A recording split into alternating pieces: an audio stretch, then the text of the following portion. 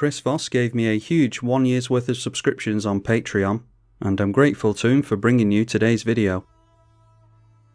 Infinite Guideline Station is a new WUBRG spacecraft commander from the recent set, and if you didn't know, legendary vehicles and spacecraft can now be your commander, as proven here with this being in our command zone. So create a tap 2/2 robot token for each multicolour permanent you control, and you station it for 12 plus counters, at which point it will be a 7/15 flyer, which draws you a card for each multicolour permanent you control upon attack. So this is obviously a multicoloured tribal list. Pretty much every card in the deck is multicoloured. So let's go down to the card draw first of all. Baleful Strix, a cantrip, often just sits back as a flyer. Sig River Cutthroat, opponents will often lose 3 or more life on their turn, even if it's to a fetch and a shock or something like that. So we can draw quite a few cards during a turn cycle with this. Bloodbraid Elf effectively cantrips, and it puts the thing straight into play, or straight onto the stack at least, thanks to its cascade. Notion Thief, we are in bracket 3, so one of the game changers, one of 3 game changers that were allowed. And surprising our opponents with this means that we can try to keep their hand empty while keeping ours more than full. Niv-Mizzet Perun pings all over the place. It's very rare that you'll be up against opponents that don't run a lot of instants and sorceries, so they will draw you cards, and upon doing so you'll be pointing damage all over the place as well. Got some big creatures in the deck, as we're about to see, so Prime Speaker Zagana can come down as a big dumb idiot, but more importantly draw us cards equal to her power. Two-Headed Hellkite, a nasty evasive creature that draws us 2 cards upon attack, so doesn't even have to land. Atraxa, we all know and hate. A 7/7 Flying Vigilance Death Touch Lifelink, so not only is it a threat in the red zone, but it's going to refill our hand with a bunch of different permanent, or I should say card types as well. Maelstrom Wanderer, similar to Bloodbraid Elf, is going to cascade us twice, but will also give all of our stuff haste, which is far from relevant. Got a modal spell here in Abzan Charm. Mainly it's in here to exile big creatures, but we can also at instant speed draw a couple of cards at the cost of 2 life. Guided Passage allows an opponent to search our library and hand us a land, a creature, and a non-land non-creature. So we might get the weakest cards in our deck, but even if we're just handed something like a Sig or a Baleful Strix, as well as a land and some other stuff, I mean, it's still worth it. 3 cards for 3 mana, can't be sniffed at. Temur Ascendancy is more haste and cantrips on big creatures. Voyage Home, we are gonna get a decent number of artifacts into play thanks to those robots, so this is 2 mana to draw 3 cards and gain 3 life. Tome of the Guild Pact triggers on pretty much every card that we cast, and it'll even tap down for a mana as well, which makes this even more useful. Then the Invasion of Alara is a WUBRG battle. Exile cards off the top of your library until you exile 2 non-land cards with mana value 4 or less. Cast 1 without paying the cost, and the other goes into your hand, and then it flips round into Awaken the Maelstrom, which is a sorcery that's all colours. Target player draws 2 cards. You can put an artifact from hand onto the battlefield, create a token that's a copy of a permanent you control, distribute 3 plus counters, and destroy a permanent an opponent controls. So may well be worth flipping this, but mainly in here for the card advantage. So shouldn't have any bother keeping our hand full. Why don't we get the boring ramp over and done with?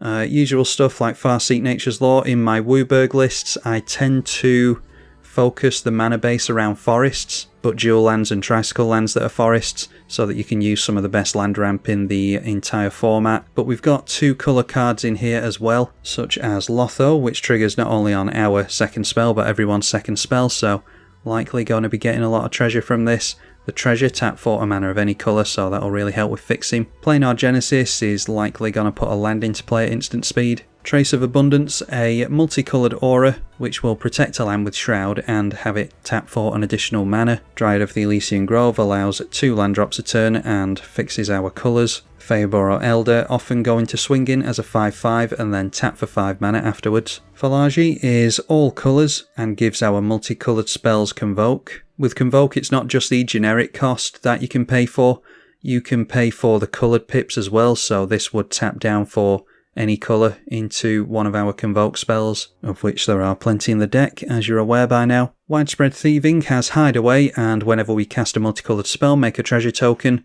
We might be able to get the Hideaway on this in the late game, but we're not really looking to do that with this. It's mainly for the treasure tokens because we're casting so many multicoloured spells. Smothering Tithe, obviously, again, the same thing with the treasure tokens. Mirari's Wake, a multicoloured spell that doubles up the mana. Mana Reflection does the same thing, but it's one of the few mono-coloured permanents in the list. Then Chromatic Orrery is more mana fixing for us. Drop it for 7 and you only effectively lose 2 mana because you can tap this down for 5 immediately and use mana of any colour to cast anything. But also the card draw isn't to be sniffed at. In a WUBRG list, you're likely going to tap this down for 5 and draw 5 cards, so if you're in a pinch with this, then you can near enough refill your hand with it. So obviously keeping an eye out for the multicoloured stuff here. To bear in mind the multicoloured stuff matters that is in the list, some of which we've seen already. Swords and Arcane Denial, too good not to include, I think, but Assassin's Trophy, D-Spark, Delving's Veto, Terminate, all interaction that is multicoloured. Anguished Unmaking, with us being in 5 colours, we get to cherry pick some of the best interaction in the format. Night of Autumn is a modal Reclamation Sage. We're usually going to use this to destroy an artifact or enchantment. Voidrend can't be countered and destroys any non-land permanent. And Buried in the Garden is a nice bit of ramp for us on a land, but it also exiles a non-land permanent upon entry as well, so pulling double duty for us. Then in the board wipe section, nothing too original here. Cyclonic Rift is the 3rd game changer that we've seen, and Ruinous Ultimatum procs the multicoloured effects that we have and wipes our opponent's board. Then well worth pointing out is Mana Cannons.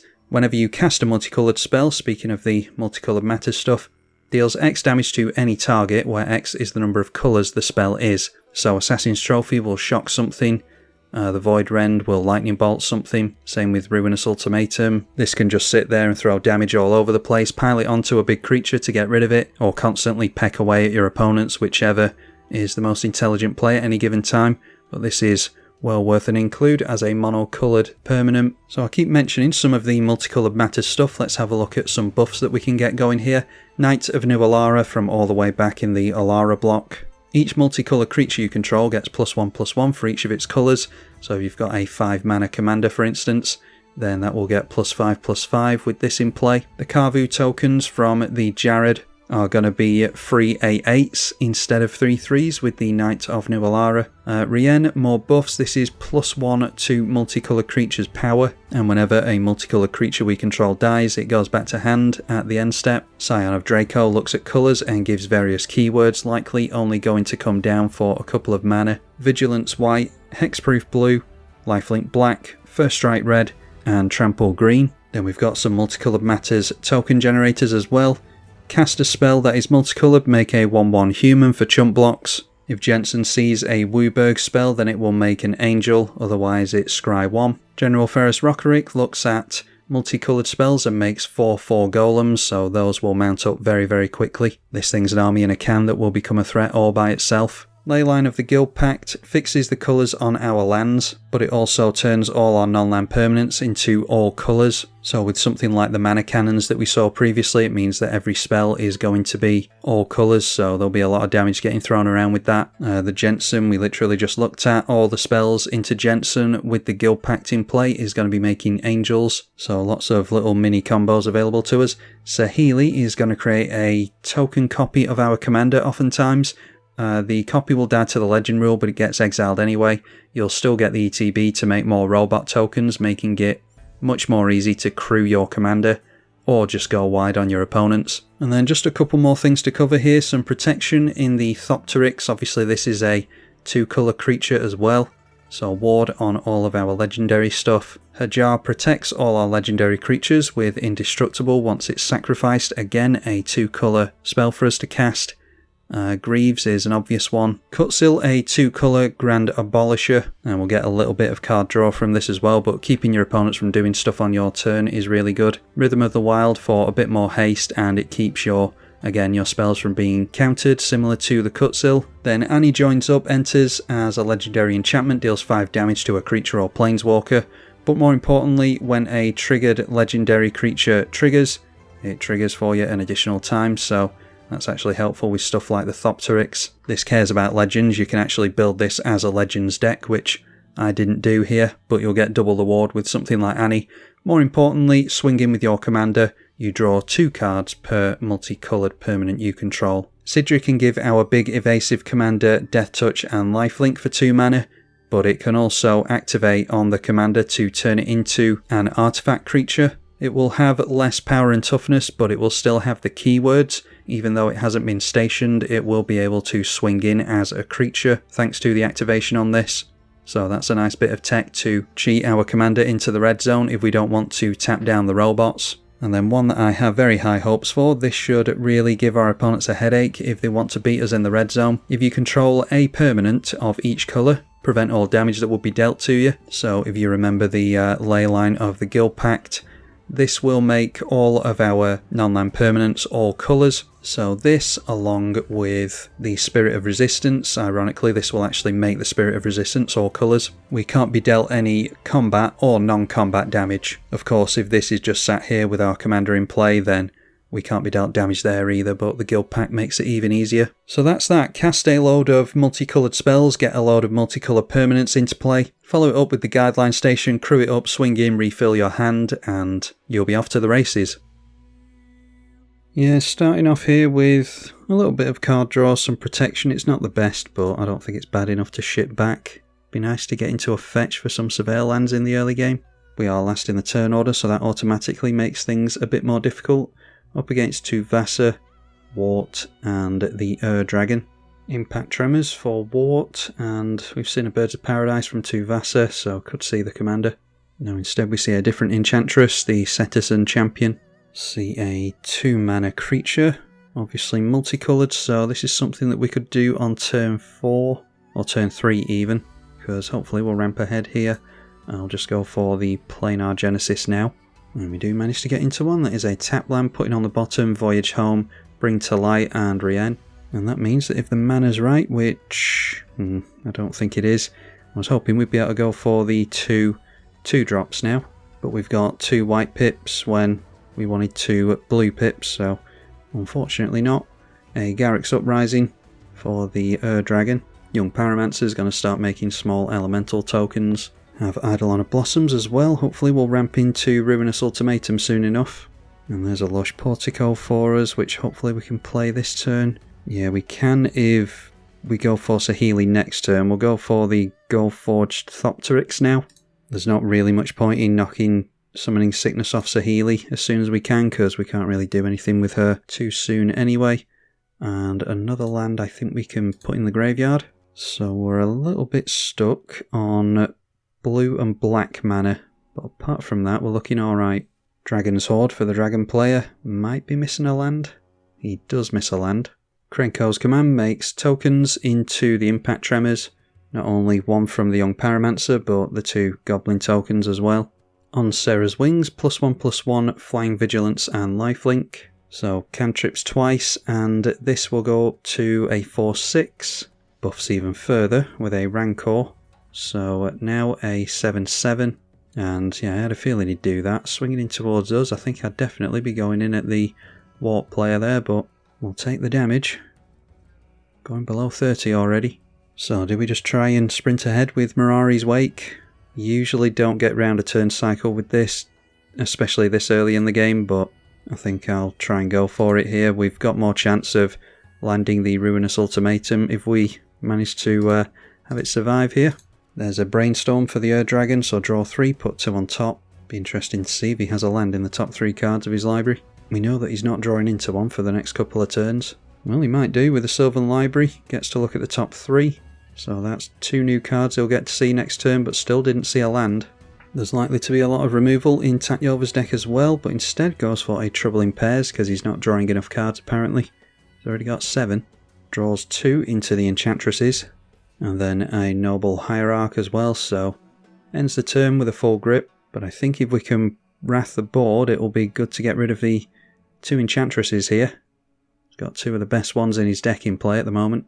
And yeah, swings in at us again, so he's just going to force me to do it. Going down to 20 when our opponents are only just below their starting life totals. Decides to get down another Mana Dork as well in the Avacyn's Pilgrim. Sidri's a good means of us animating our commander straight away if we want to. So if we tap like that, we've got enough, and we'd have a floating white for the Ruinous Ultimatum. Well, we're doing that either way, so let's just cast that.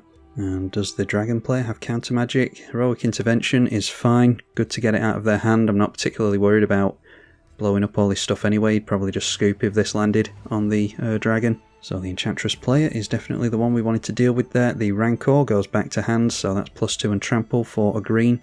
And I think we need to get down Saheeli here, so yeah, I don't really want to shock myself, but I think we kind of have to here. And the colours are a bit off just by a black mana, so can't get down Sidri. Might have to make use of the lifelink on this. Swing in to the right and hope that there's no haste. But we've got the pings from the Gruul player to worry about as well. Victus is upon attacks, and we can't stack the top of our library. They got to put a counter on here, draw a card from the Garruk's Uprising as well, and they have drawn into a 4th land. Walk the Raid Mother into play without an impact tremors of any kind, thankfully. 2 Vasa the Sunlit, and an Enchantress's Presence. He's just got the God Hand apparently, and the God Draws. You're very likely to draw into all your best stuff if you're drawing a million cards though. Alright, let's see what we can do. We've got a Yavimaya we can dump into play straight away. 3, 6 and 7 is 14 mana. So depending on the colours, yeah, the colours are a bit off still, so I don't think, even though we've got enough mana to go for our commander, a copy of our commander, the Hajar, Sidri and Death Touch and Lifelink onto something, I still don't think we can do it with the colours, and we'd need to crew up our commander anyway. So yeah, we'll go for Hajar to try and keep our stuff from being blown up, and then throw down our commander. Just so happens that all of our stuff is legendary at the moment. I haven't gone for legendary tribal as some do with the Infinite Guideline Station, but we just so happen to have a decent number of legends in play, which is relevant with the Thopteryx, giving all of our stuff Ward 2. And so we get some robot tokens. With the blue floating, because we've only got 1 blue land, I'll go for the activation on Saheeli now. And then we choose the one to keep. We'll keep the original because we have to sacrifice the token anyway. But we'll still get the ETB, making more robot tokens. And so hopefully the Enchantress player is going to struggle against our 30 powers worth of robots. Let's just leave it there. We might not even have to crew our commander, thanks to Sidri next turn. A 6/6 Victus in at the Bant player. And this is where we get punished, because I'm assuming we're going to lose Mirari's Wake here, so we're not going to be able to Sidri next turn. Or we could cast it but not activate it, thanks to our goofy mana at the moment. Can't make it indestructible with Hajar, and this is a an edict effect anyway. But we get to hide away at least. The Bant player got a land, and there's a Skirk Prospector. That's a scary one in this deck. Blew up the commander at least. Enchantress's Presence went down. Enchantress's Presence went down over here. And do we cast with Hideaway? You play the exiled card, so it includes lands, but that is cast. So we can get the cast trigger on Maelstrom Wanderer. I'll put that underneath the Hideaway. Hopefully we'll be able to draw some cards with our commander and make it so that we can actually activate this, or pay for the trigger on it at least. Team at Ascendancy for haste and cantrips. So if he can start getting into dragons, he's going to keep his hand full. Seething Song for the Gruul player will add 5 mana. Followed by an Apex of Power. He is casting this, so adds 10 mana and draws 7. Or it's Impulse Draw, so it is Exile. So we see with that an Increasing Vengeance, Wheel of Misfortune, Explore, 3 visits, Seize the Spoils, and Anger he'll want in the bin. Plays a Storm Splitter. Whenever you cast an instant or sorcery spell, create a token copy of this creature. So is this one of the instances where he just goes infinite out of nowhere? I don't think so at the moment. Plays Seize the Spoils. So now 3 cards in hand. He discarded a basic to that. Explore goes into the 2 Storm Splitters, so they double up into 4. If he wants to play something else, they'll go into 8. He can make a copy of this with the Increasing Vengeance if he wants, but decides not to. He's got 4 cards in hand. Plays another land. Maybe everyone will have to bid for Wheel of Misfortune. No, instead it is Pirate's Pillage. Gave up on his token to the Skirk Prospector in order to do that. So we get 8 Storm Splitters to deal with. Discarded a Gutter Snipe to that, so you can see what the tactic of the deck is. He just hasn't got into the burn effects, thankfully. Otherwise we'd be really hurting at the moment. We might be anyway if these otters come in towards us. He'll have to be He'll have to show concern for the swing back though, if he does. 3 visits, so 16 otters to deal with. And now the moment of truth, where does he swing him? Alright, surprisingly he's going into the left, although he's pulling some creatures back. The original otter and the Skirt Prospector, but the rest is 15 damage to the left. So the Ur Dragon's down to 11. Serra's Sanctum, when there's no enchantments in play, is pretty good. Still got a full grip over there though. Treachery, pointed over at the Storm Splitter. So that's a free card, it will cantrip, untap the lands, and this goes into the possession of the Tatyova player. Wouldn't have thought Tatyova would have too many instants and sorceries, but this is being used as removal, I imagine. Rancor re-enters onto the commander. Aqueous Form as well, so the trample won't matter. Just going to start piling up commander damage, currently a 6/4. He's obviously made an auras list. Thankfully, Tuvasa only triggers once per turn, and like we said before, a lot of the best enchantresses in the deck have been dealt with now. Good to see the back of the enchantress's presence. He's down to 5 cards in hand. Ancestral Mask is a scary one. +2/+2 for each enchantment on the battlefield. So there's 3 over here alone. We've got 1. And yeah, that can just one-shot someone now, because it's a 21/19. Sovereigns of Lost Alara. And who's he going to knock out? Okay, goes in at the Dragon player. The 1/4 swings in down the middle. So gets a scry. Whenever a creature you control attacks alone, search for an aura and put it onto the battlefield. Gets exalted as well, doesn't need it for the commander damage. So down he goes, -14 and 25 commander damage. Although getting rid of the enchantments there, that's debuffed his Tuvasa to a 19/17. I'm sure he'll be able to get it back up there though on his turn. A canopy cover was tutored for, so can't be blocked. Except by flying and reach, it can't be blocked anyway. And it has hexproof. A chromatic orrery for us. So we're just getting to the point where we can actually start to look at drawing some cards. I think we just have to go all in with the Infinite Guideline Station. Unfortunately, we've lost our Anthem, so we'll have to put more robot tokens into this. Although with Chromatic Orrery, we can use mana of any colour, so that makes Sidri easier. Although we don't need to worry about holding back too many blockers with the robots, because Tuvasa's unblockable anyway. So successfully crewing up the Infinite Guideline Station. And we only control 4 multicolour permanents at the moment. So instead of going for Sidri, let's just see what we draw into here. Seems as though the life gain isn't all that relevant. Draw a card for each multicolour permanent we control before we even land damage. There's Delvin's Veto. Spirit of Resistance is going to be a good one if we can actually keep our commander in play. Can now fix our black mana with the Urborg as well. So play Urborg, and I think, yeah, we'll get down mana cannons and the Spirit of Resistance. Then we can hold up the Saheeli or the Delvin's Veto. Are we going to be able to do both? That dictates how we tap our mana. I don't think we can necessarily. Well, we're definitely holding up Delvin's Veto regardless. Maybe it's a good idea to hold on to Saheeli actually. If our opponent manages to remove this, then we can make a copy of it and still hold on to a permanent of all colours. Mana Cannons isn't really doing too much for us, so yeah, let's just hold up Delvin's Veto and the Saheeli. Although saying that, I'm forgetting the fact that we don't have double blue, do we? So we wouldn't be able to do both regardless. But we'll pass regardless, because I'm not sure which one I'm going to need. Like I said, the Mana Cannons isn't doing too much for us, but it will. Harmonise is going to draw 3 cards for the Gruul player. Artist's Talent. When you cast a non-creature spell, you can rummage. And it can discount non-creatures when you level it up. And they do decide to level it up. So they've got pretty much nothing seemingly. Probably means that Tuvasa is going to one-shot over there as well.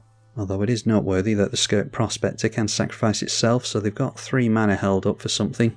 Serra's Sanctum is a lot better now, although he's only got 3 cards in hand. Verduran Enchantress is going to start refilling his hand.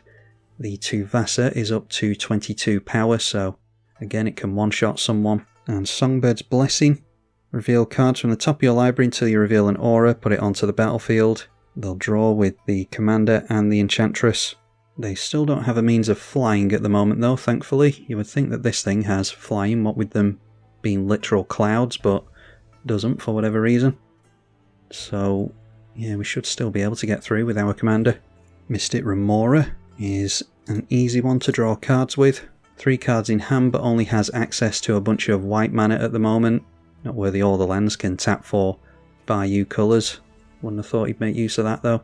He could always swing in here and then play a Farewell or an Austere command or something. Try and get rid of artifacts. So does decide to swing in to the left with the 28 points of commander damage. We'll get to scry and reveal stuff, tutor. So is he going to get into some aura based removal? Gets himself an ethereal armour. Let's just win more at this point. And that is Daybreak Coronet. So +3/+3, first strike vigilance and lifelink. Again, no flying. And this player scoops before the damage is dealt. That's not good. He shouldn't be doing that. Yeah, so our opponent misses out on 41 points of life there. We'll have to just use our imagination and see if that's relevant or not. This is a real problem with Magic Online. If a player scoops at instant speed, then they really get screwed over like that. Let's go for a bunch of robot tokens that we might be able to go wide on. We might just end up with an unfortunately cheap victory here. I'm tapping down the blue mana for Saheeli in the hope that we don't need the blue mana for Dovin's Veto. Again, choose our crude commander to keep, but we still get the robot tokens. Anyway, we get some robot tokens, draw into a land. Let's swing in and encourage our opponent to make some blocks here. I haven't worked out if we've actually got lethal here, but we definitely want to swing in for the card draw. Our opponent's struggling to search up anything that can deal with this anyway. Okay, well, we only get our opponent down to 1 at least. One more hit from the commander will deal with him though. Let's see. Well, mana cannons can deal damage to any target, so we are going to make use of that after all. Mystic Remora, he can draw a card if he wants, because he's going down here regardless. And we'll play ourselves a Terminate onto the Sovereign before that does any more damage. And because that's 2 colours, it is mana cannons pointed at our opponent. And yeah, the mana issues continue. We still can't pay for the WUBRG into the widespread thieving.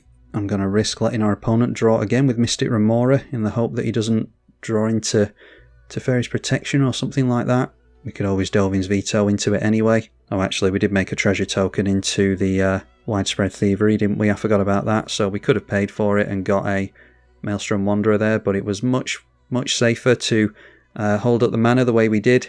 So yeah, we weren't looking too good there in the early game with the BAMP player bullying us, taking us down by like half our life total.